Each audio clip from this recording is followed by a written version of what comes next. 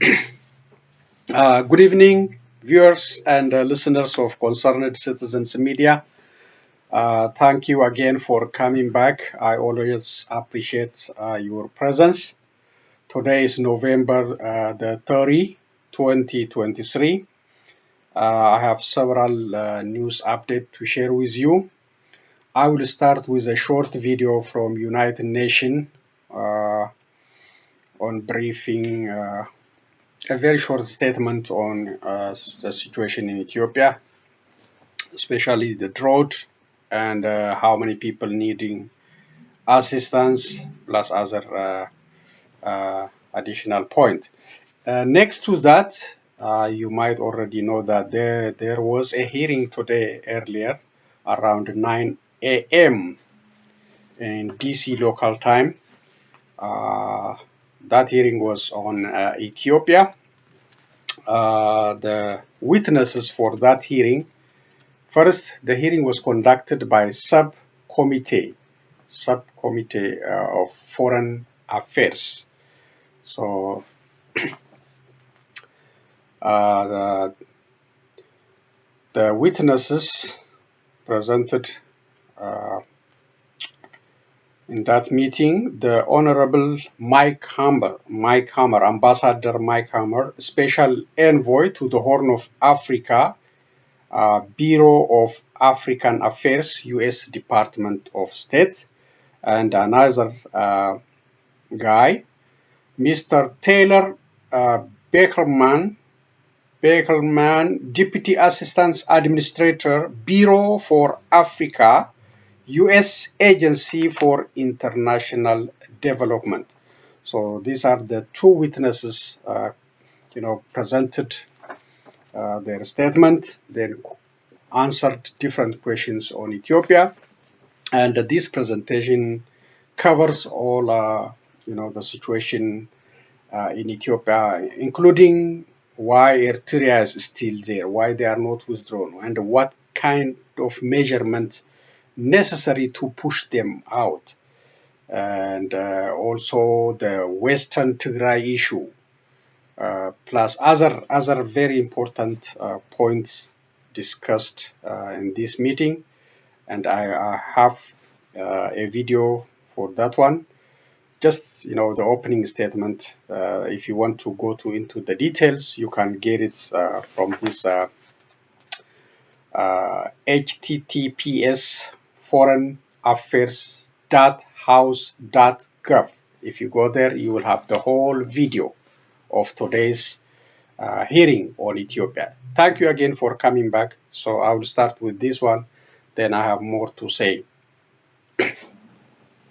There we go. This is from United Nations. Ethiopia, the Office of the Coordination of Humanitarian Affairs tells us that an estimated 1.5 million people have been impacted by the flooding since late October. More than 600,000 people have been displaced. The most affected regions include Somali, Southeast Gambela, Oromia, Afar, and Sidama provinces. The Somali region alone accounts for 80% of those affected. We've been telling you about the floods in neighboring Somalia. The floods have caused extensive damages to crops, livestock, and vital infrastructure. Houses, shops, schools, and agricultural lands are submerged. Additionally, there's a rise in health risks and an increased case of cholera and malaria and dengue fever. Many people are still grappling with 5 consecutive seasons of severe drought in the Horn of Africa. Earlier this week, from the 24th to the 26th, the resident and humanitarian coordinator for Ethiopia, Ramiz Alakbarov, and the head of the Ethiopian Risk Disaster Management Commission, together with other UN officials and NGO representatives, visited the areas most affected by the floods to assess the situation and explore ways how we can all scale up relief efforts. We, along with our partners, are supporting the government in response to providing food, shelter, water, and sanitation, as well as logistics support, but the assistance is insufficient. In addition to stepped up logistical capacity, we also need increased funding beyond the immediate humanitarian response to support communities and to adapt to climate change. This year's humanitarian response plan for Ethiopia, calling for $4 billion, is only one-third funded at about 1.3 billion American dollars. Moving north up to Europe and to Ukraine. Okay. So the next one is the hearing.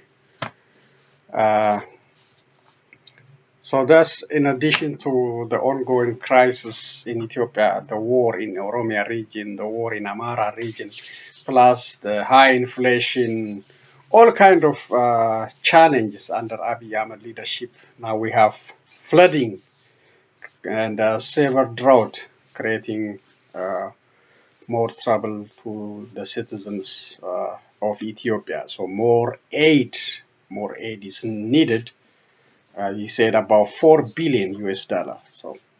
So this is in addition to the country suffering war and other tension in that country. Yes. So this is additional challenge. Let me push this one a little bit forward.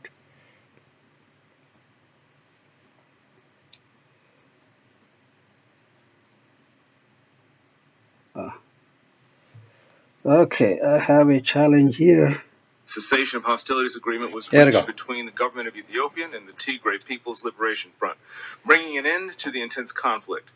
This hearing serves to examine the status of cessation of hostilities agreement implementation and more broadly the U.S.-Ethiopia bilateral relationship. A stable Ethiopia is good for the Horn of Africa and important to broader strategic U.S. interests in the region. However, I'm very concerned about Ethiopia's current trajectory and the direction of our policy. The high expectations that began in 2019, including awarding a Nobel Peace Prize to expand and deepen bilateral relationship with Ethiopia, can still be met. But recent challenges by leadership in Ethiopia and challenges including greater conflict in the region and global economic shocks have clouded Ethiopia's journey. In particular, the war in Tigray, current conflicts in Amhara and Oromia, direct comments regarding Ethiopia's so-called existential right to port access, and an increasing posture away from the United States has eroded some of the optimism in Ethiopia's democratic future and raised fundamental questions about Ethiopia's economic and long-term political stability. These conflicts and their aftershocks have exposed the deep divisions present in Ethiopian society. Eritrea's president, Isaias Afwerki, continues to undermine the cessation of hostilities So this is the as his opening troops remain remark in Ethiopia. Troops that by have the committed chairperson massacres, of this hearing. rapes, and other human rights violations and atrocities. Meanwhile, countries like China and the United Arab Emirates have established extensive economic ties with Ethiopia, ties that increasingly are moving into political and security space. Reports widely indicate that weapon systems provided by the UAE, among others, were a decisive factor in the Tigray conflict, and appears that Ethiopia is leading an increasingly rapid regional arms race. Additionally, just 3 months ago, the government of Ethiopia accepted an invitation into the BRICS country grouping. Economically, Ethiopia is struggling with unchecked inflation, a severe foreign currency shortage, and a sinking credit rating. Without support from international financial institutions, it's expected that Ethiopia is at risk of defaulting on its nearly $30 billion of external debt. In this, and seemingly only this, Ethiopia looks west for our money and is relying on International Monetary Fund staff-level agreement to stabilize its economy. The American taxpayers are tired of being used, and we hope to have some of our questions answered here today.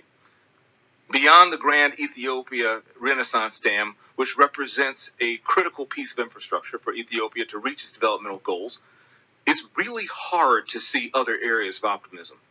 The United States has had to suspend life-saving humanitarian assistance for 5 months this year because the government of Ethiopia's complicity in a food aid diversion sham. Last week, negotiations with the Oromo Liberation Army once again did not conclude with an agreement, while the conflict in Amhara has not even reached the negotiating table and still simmers. Implementation of the cessation of hostilities agreement in Tigray remains incomplete, and no justice has been served for those brutalized by what some have called the deadliest conflict in the 21st century so far.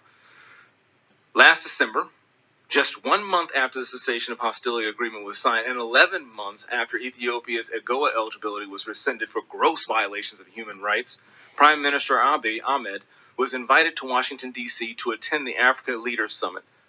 The hearing title is about the promise and the peril of U.S. policy toward Ethiopia. And if I'm being honest, it's increasingly difficult to see where the promise lies. I thank the witnesses for appearing today and look forward to their testimony. Chair now recognizes Ranking Member for a statement. Thank you, Chair James and Ambassador Hammer, Deputy Assistant Administrator Beckelman. Thank you so much for testifying before the subcommittee today on the state of U.S. policy towards Ethiopia. Ambassador Hammer, it's great to see you again after welcoming you in San Diego this summer to host the Ethiopian Diaspora Peace Conference and hear the perspectives of different Ethiopian diaspora communities so we can work together towards peace for the country and region. I have to admit, I wish we were in San Diego right now. I am cold, but I'm glad to see you again to further that conversation. I'm so proud to represent San Diego, a community that has a long history of welcoming migrants and refugees, including Ethiopians, with open arms. And San Diego is just a small portion of the United States' strong Ethiopian diaspora, which encompasses hundreds of thousands of immigrants who have close familial, social, and economic ties to Ethiopia, and makes up the second largest African immigrant group in the United States. This hearing is very timely. It has been over 1 year since the signing of the cessation of hostilities agreement in Pretoria between the government of Ethiopia and the Tigrayan People's Liberation Front, but we have continued to see ongoing human rights violations in Tigray and across the country, as well as spreading conflict in Amhara, Afar, and Oromia. The war in northern Ethiopia and ongoing conflict have triggered a massive refugee and displacement crisis, even setting a world record for displacements in a single year. We've also seen the disruption of crops and increase in food prices, causing millions in the country to rely on food aid, which was temporarily paused due to its diversion. I'm incredibly relieved that food assistance resumed earlier this month, and I commend USAID's work in securing important reforms to prevent diversion and ensure food reaches those in need. But it was clear when I traveled to Ethiopia in 2021, and it's even more clear today. Many challenges remain to create long-lasting peace, safety, and security. Following the signing of the cessation of hostilities agreement, the focus must now be on implementing the rest of the agreement in a thoughtful way, pursuing a credible and inclusive transitional justice process that guarantees accountability for war crimes and ongoing human rights violations, and addressing long-held grievances across the country through an inclusive and transparent national dialogue process to prevent another large-scale war. The United States must also urge all parties to pursue peace processes to address ongoing conflict in Amhara and Oromia. Addressing these root causes from a long-term conflict prevention perspective should be central to U.S. policy toward Ethiopia. And this will require high-level attention and prioritization from the United States and the international community, including cooperation from key regional actors with broad influence like the UAE and Turkey. Ethiopia represents the future of the African continent and is the second most populous African country. It has the potential to be a stabilizing force for the region and across the continent. But as it experiences high inflation and economic stressors since the war, it is now more important than ever to invest in Ethiopia's long-term stability, which must include real accountability and reconciliation among Ethiopians. It's a key national security priority for the United States to keep its attention on Ethiopia and do everything we can to help secure a more promising future for Ethiopians. So I'm looking forward to hearing from you all about prospects for long-term peace and stability and how the United States can be best positioned to support Ethiopians in this pursuit, which will be critical for the region and the broader continent. Thank you. I go back. Thank you very much. Other members of the committee are reminded that opening statements may be submitted for the record. And echoing my ranking member's sentiments, I'm very, very pleased to have you here today. The Honorable Mike Hammer is Special Envoy to the Horn of Africa, Bureau of African Affairs, U.S. Department of State. Tyler Beckelman is Deputy Assistant Administrator, Bureau for Africa, U.S. Agency for International Development. I thank you again each for being here today. Your full statements will be made a part of the record, and I'll ask each of you to please keep your spoken remarks to about 5 minutes, in order to allow for member questions. I now recognize Mr. Hammer for his opening statement. Good to see you again, sir. Good to see you, Chairman James, Ranking Member Jacobs. It is a pleasure to see you both again. and I welcome the opportunity to So discuss this U.S. is policy and Ambassador interests in Mike Ethiopia Hammer, and the Horn of Africa with you and the special distinguished envoy members for of the Horn of subcommittee, as well Africa, as other members and who also have who come here today mediated because of their interest OLA in with Ethiopia. federal I also government want to and Tigray recognize the with federal Ethiopian government. diaspora, which is extremely active and which, of course, cares very deeply about events in Ethiopia. Ethiopia, as you have said, Mr. Chairman, is a strategically important country. The Biden-Harris administration is committed to working to promote peace, democracy, and economic development for the benefit of all Ethiopians, the broader region, as well as the American people. Our long-term goal is to support policies and reforms that will enable greater partnership between our two countries. During my tenure as Special Envoy, the administration has focused on bringing an end to conflicts in Ethiopia and reducing tensions around the filling and operation of the Grand Ethiopian Renaissance Dam, otherwise known as GERD. Following the November 2022 Cessation of Hostilities Agreement, the COHA, between the government of Ethiopia and the Tigray People's Liberation Front, we have been focused on the agreement's implementation while impressing upon the Ethiopian government the importance of dialogue and negotiation as a path to resolving ongoing violence in Oromia and Amhara. And we regularly engage with Ethiopian diaspora to explain U.S. policy, encourage civil discourse, and foster reconciliation among all ethnicities and regions. As we pursue these policies with our colleagues at USAID and the interagency, we absolutely prioritize our responsibility to U.S. taxpayers. In Pretoria, I was proud to represent the United States as an active observer in the African Union facilitated talks that led to the COHA. Within 48 hours of the signing of the COHA, it silenced the guns and ended a horrific 2-year war that killed hundreds of thousands and caused untold suffering, including from horrific mass sexual and gender-based violence. Since its signing, the United States has supported efforts to implement all aspects of the COHA, among them transitional justice, accountability, protection of civilians, and respect for human rights, including by funding of international human rights observers. As Secretary Blinken said during his visit this last March, to avoid future conflicts arising from past grievances, it is important, essential, to account for the war crimes, crimes against humanity, and other human rights abuses and violations committed in the context of Ethiopia's conflicts. Shortly after his visit, the Secretary announced his determination that all sides had committed horrific atrocities in the northern conflict and that ensuring accountability will be a key element of our policy towards we didn't Ethiopia. see any As accountability part of our anyway. commitment to accountability, the State Department has supported the work No of the Transitional accountability for Justice war Group crimes. Working Group of Experts, an independent body with a nationwide mandate. This working group held 60 consultations throughout Ethiopia to gather views from affected communities on the desire for justice, truth, reparations, and institutional reform.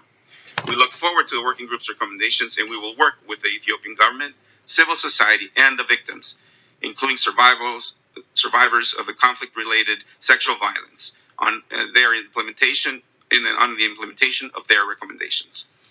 Over the last year, we have seen significant progress. For example, independent monitors have reported a dramatic decrease in human rights violations and abuses in Tigray. However, much more needs to be done. Eritrean forces have not fully withdrawn from Ethiopia. Disarmament, demobilization, and reintegration, DDR, of the Tigrayan forces is lagging, and the status of contested areas remains unresolved.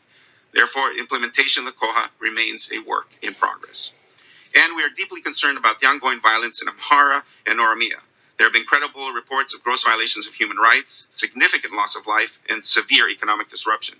We have urged all actors to refrain from violence and hate speech and to protect civilians, and we have offered to support or participate in mediation efforts. In fact, I returned this last week from Dar es Salaam, Tanzania, where the U.S. participated in talks between the Ethiopian government and the Oromo Liberation Army. We reiterated to all involved that there are no military solutions to the complex challenges posed by these situations.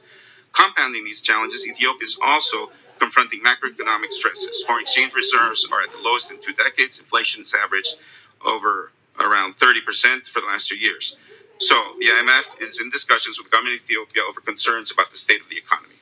Regarding the GERD, we are encouraged that there are diplomatic negotiations underway between the parties, and the United States remains actively diplomatically engaged to support those parties in achieving an agreement that benefits Egypt, Ethiopia, and Sudan, as well as the region writ large. In closing, let me reiterate my appreciation to this committee for your commitment and counsel.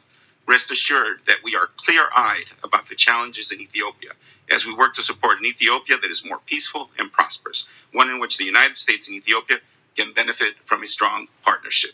Thank you, and I look forward to your insights, recommendations, and to answering your questions. Thank you, Mr. Hammer. I now recognize Mr. Beckelman for his opening statement. Good morning, Chairman James, Ranking Member Jacobs, members of the subcommittee. Thank you for the opportunity to testify today and for your committee's support for USAID and for the people of Ethiopia.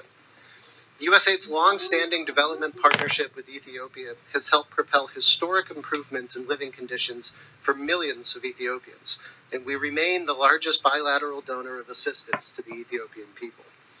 Yet these gains have been compromised by the 2-year war in northern Ethiopia and insecurity in other parts of the country. The cessation of hostilities agreement between the government of Ethiopia and the Tigrayan People's Liberation Front brought a much-needed reprieve to the millions of people affected by that terrible war. Yet many of the most critical commitments in this agreement have yet to be fully realized. It is imperative, as you note, as both of you noted, for Ethiopia to reckon with its past and commit to dialogue to prevent future conflicts. USAID will continue to stand with all Ethiopians wishing to live in dignity, peace, and prosperity.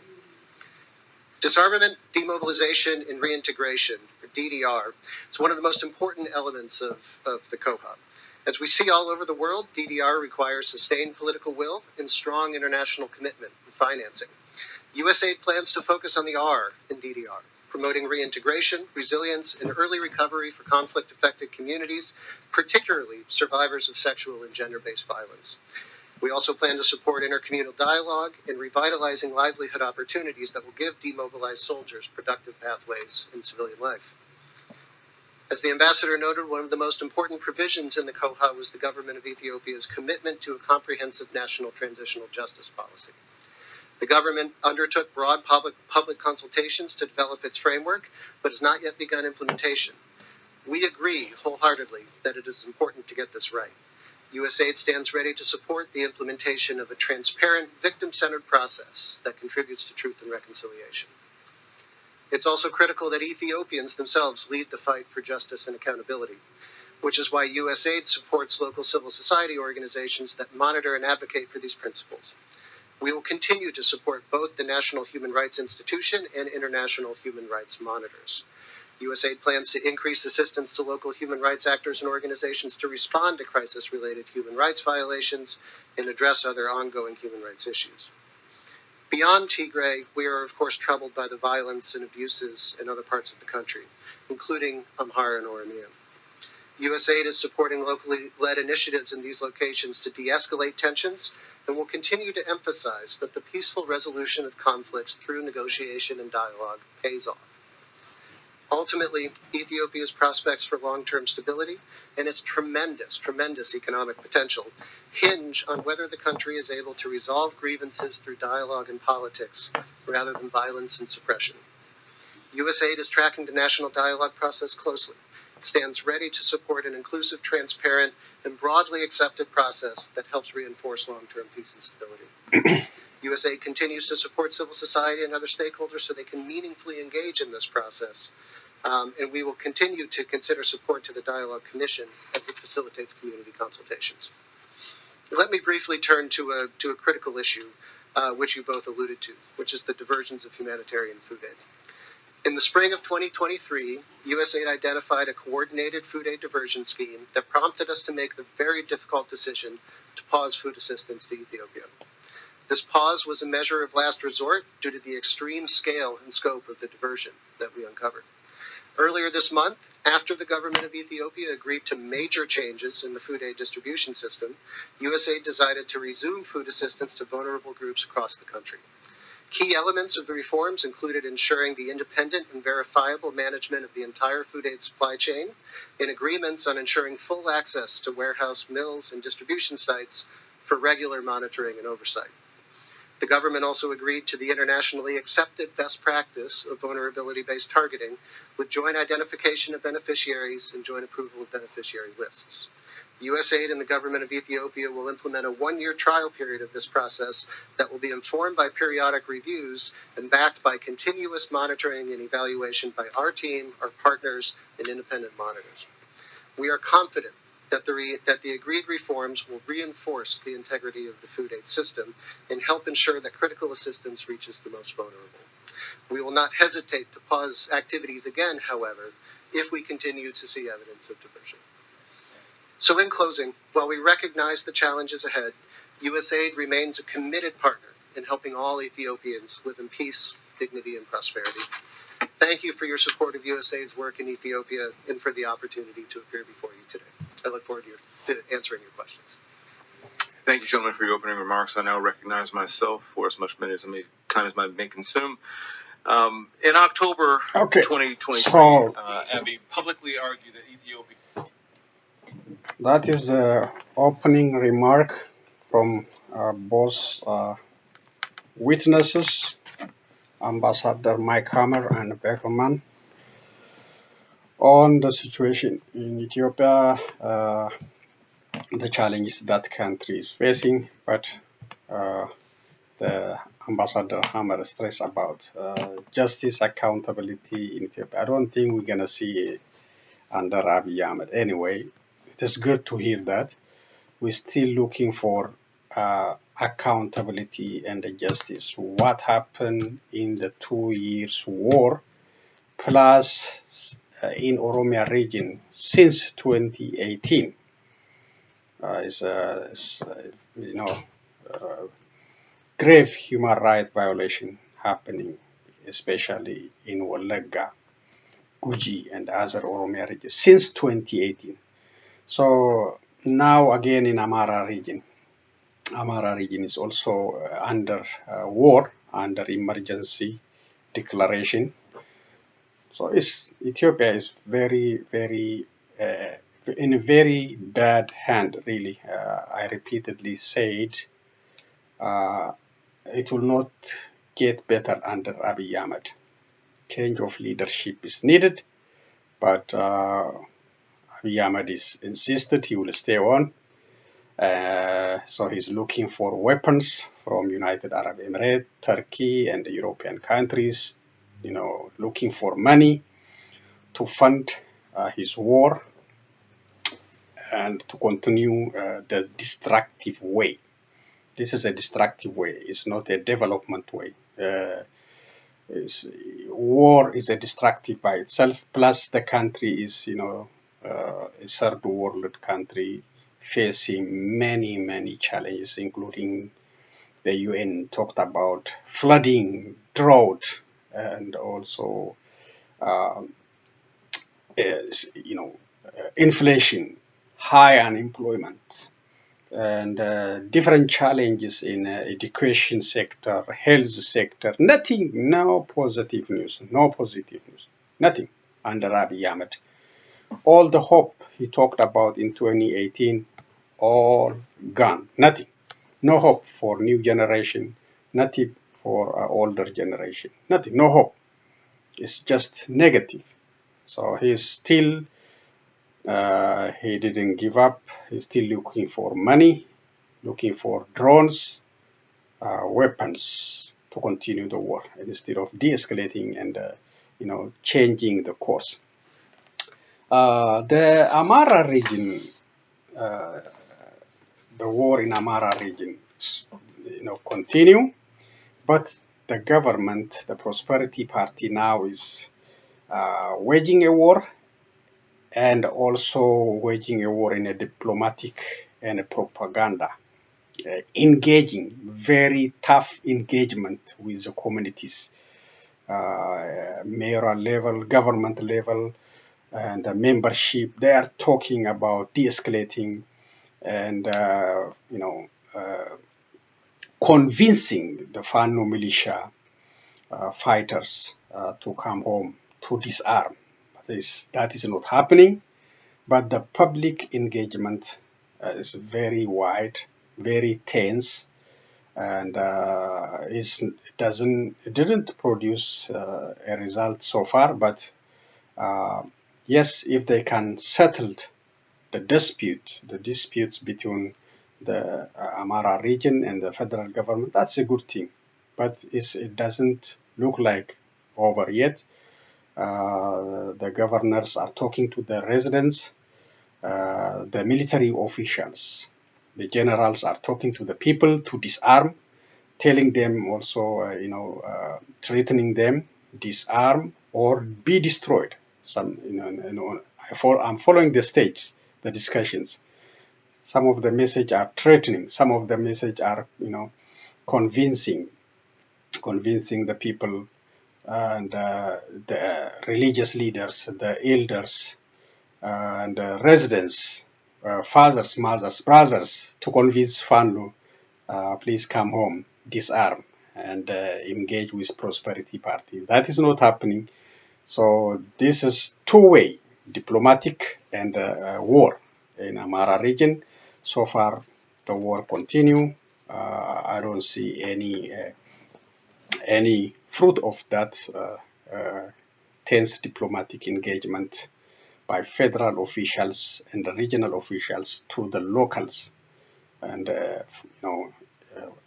asking all the religious elders, religious leaders, and to communicate with Fano to bring them home. But that's not happening. It's a good thing to discuss, to have engagement with the community, but the result so far is null.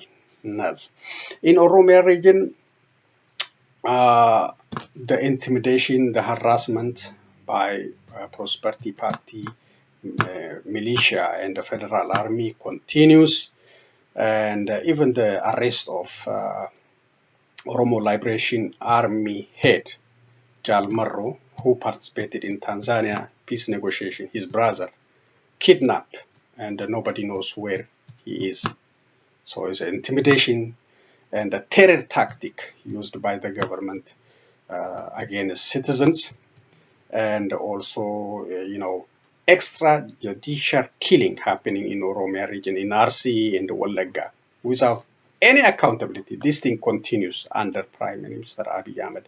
So the war is continuing in Oromia region, and the intimidation, the extrajudicial killing, kidnapping, and other human rights violations happening in Oromia region. So that's a little bit update on Ethiopia. Let's continue with other news. So if you are interested to listen to the whole hearing on Ethiopia, as I told you, you can visit this site, the site foreignaffairs.house.gov. So this site has a full video on Ethiopia. The other thing is Middle East. The Middle East, the humanitarian pause continues. They agreed. Israel and Hamas agreed to continue the pause, and a lot of hostages released, which is a good thing. Palestinians and the Israelis, which is a positive development.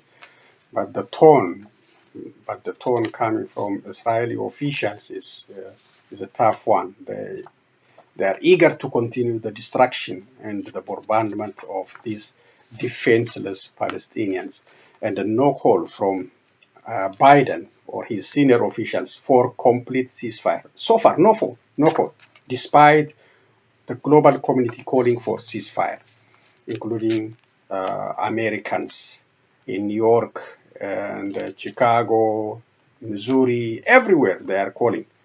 So still no call from White House for the complete ceasefire. It's disturbing, really, very disturbing. They support temporary humanitarian pause, but they don't support complete ceasefire. Shame on the administration, really, on Biden. And they just want to see the complete bombardment of these defenseless people. Let me read what this one says. This one is a disturbing. This happened today. 3 Israelis were killed and 16 injured after 2 Palestinian gunmen opened fire at a crowded bus stop in West Jerusalem, Israel police say. Video showed the attackers getting out of a car on a highway and shooting at people with a rifle and a pistol. Off-duty soldiers and a civilian at the scene killed the gunmen, who police said were from occupied East Jerusalem. Hamas claimed the pair has its members and said that the attack was a response to Israeli crimes in Gaza and elsewhere. It came hours after the Palestinian armed group, which Israel, the UK, US, and the other Western powers class as a terrorist organization, agreed with Israel to extend a truce in Gaza for 7 days, and allow another exchange of Israeli hostages for Palestinian prisoners. U.S. Secretary of State Antony Blinken, meanwhile, arrived in Tel Aviv as part of efforts to prolong the pause in devastating war, which was triggered by Hamas' deadly attack on Israel on 7th October. On Thursday morning, Mr. Blinken held talks with Israel's President Isaac Herzog, who told him that the Jerusalem shooting was another example of the endless war that are fighting against terrorist organizations, especially Hamas, in these very complicated and challenging times. Mr. Blinken said that the attack was a reminder of the threat from terrorism that Israel and the Israelis face every single day. That is BBC, credit for BBC. This one, diplomatic row between Israel and Spain. Israel recalls ambassador from Spain. It's just like South Africa did, just based on the humanitarian ground. They are not happy about the continued bombardment of civilians in Gaza. So South Africa recalled its ambassador from Israel. The Spanish Prime Minister Pedro Sanchez has deepened a diplomatic row with Israel after he said he had serious doubts that Israel is complying with international humanitarian law. His comment came days after he accused Israel of indiscriminate killing of Palestinians during its military operation in the Gaza Strip. Israel condemned his latest remark as outrageous. Israel says it aims to eliminate Hamas following its deadly attack on Israel. At least 1,200 people were killed and more than 240 taken hostage as militants broke through the border fence between Israel and Gaza on October 7. Since then, more than 15,000 Palestinians have been killed during Israeli retaliation, the Hamas-run Health Ministry says. For the second time in a week, Spain ambassador to Israel was summoned for a rebuke. Israel is acting and will continue to act according to international law and will continue the war until all the hostages are turned and Hamas is eliminated from Gaza, Israel Foreign Minister Eli Cohen posted on X, formerly known as Twitter. In response to what he called the latest baseless accusation by the Spanish leader, Mr. Cohen said he had decided to recall Israel's ambassador to Madrid, Rodica Radian Gordon, for consultation. Mr. Sanchez won a new term as Prime Minister only 2 weeks ago, but he has become one of the most outspoken critics among EU leaders of Israel's response to the Hamas attacks on 7 October. His left-wing government is made up of his Socialist Party, the left-wing Sumar Alliance, and the pro-independence Catalans. Ahead of last week's visit to Israel and the West Bank, he told Parliament that his new government would work both in Europe and Spain to recognize a Palestinian state. Spain currently holds the EU presidency. He then traveled to Israel with Belgian Prime Minister Alexander De Croo, telling Prime Minister Benjamin Netanyahu that while he defended Israel's right to defend itself, the number of Palestinians' casualties was truly unbearable. That's right. I agree with him.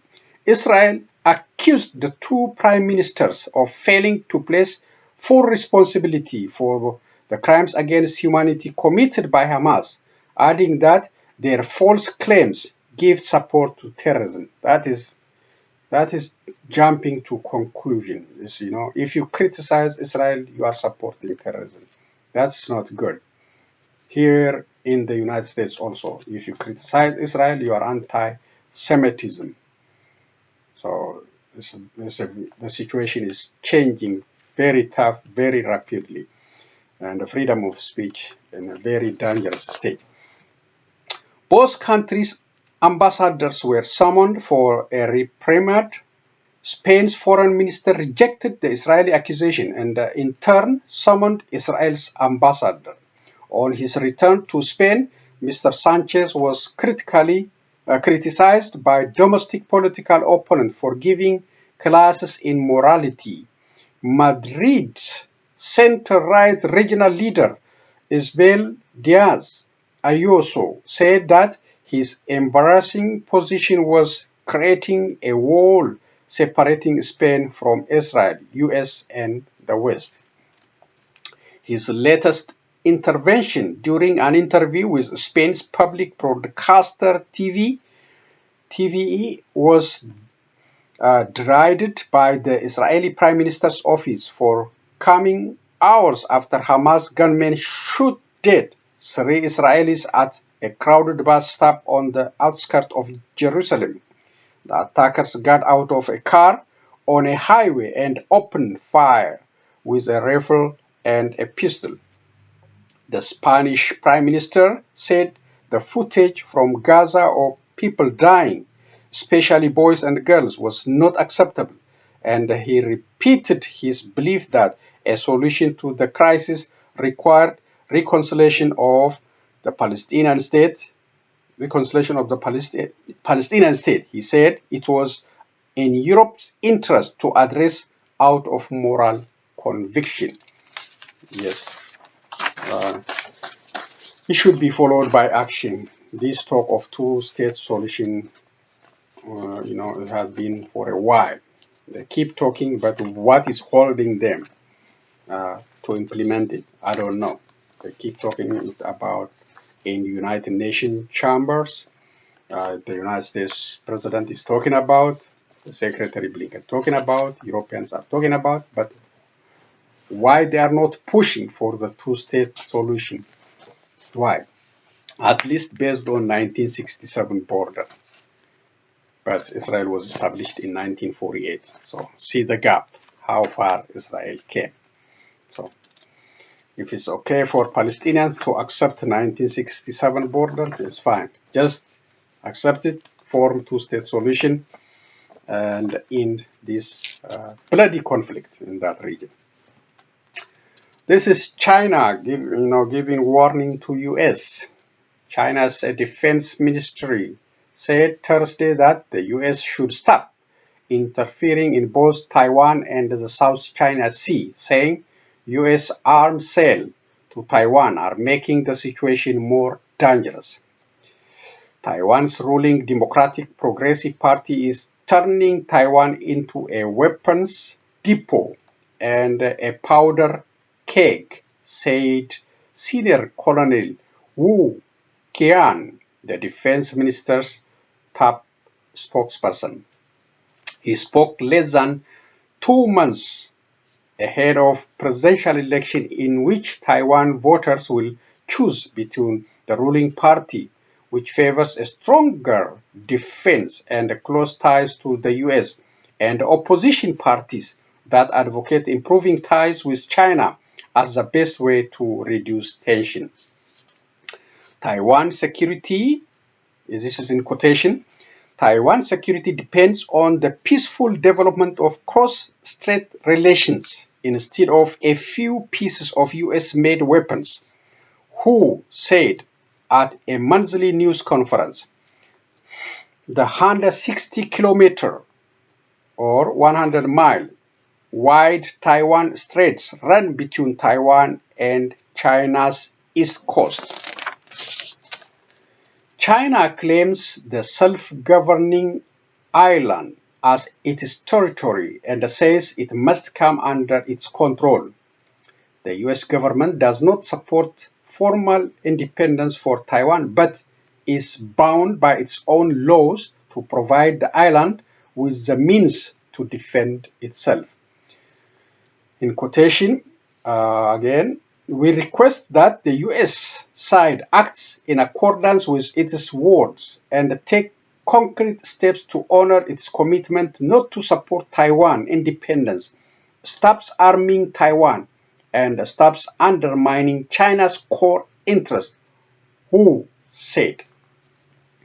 Some American lawmakers are calling for stepped-up support in response to threatening military drills by China, who also criticized the US for supporting the Philippines in the latter's territorial disputes with China in the South China Sea.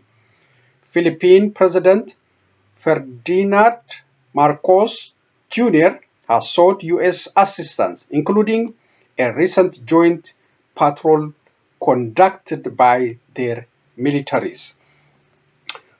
In quotation again, the US has meddled in the South China Sea issue for its self-interest and instigated and supported the Philippines to infringe on China's rights and stir up trouble, who said.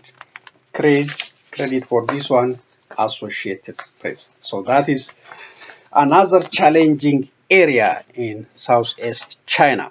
Thank you again and for joining me. Let's continue with other videos. Okay.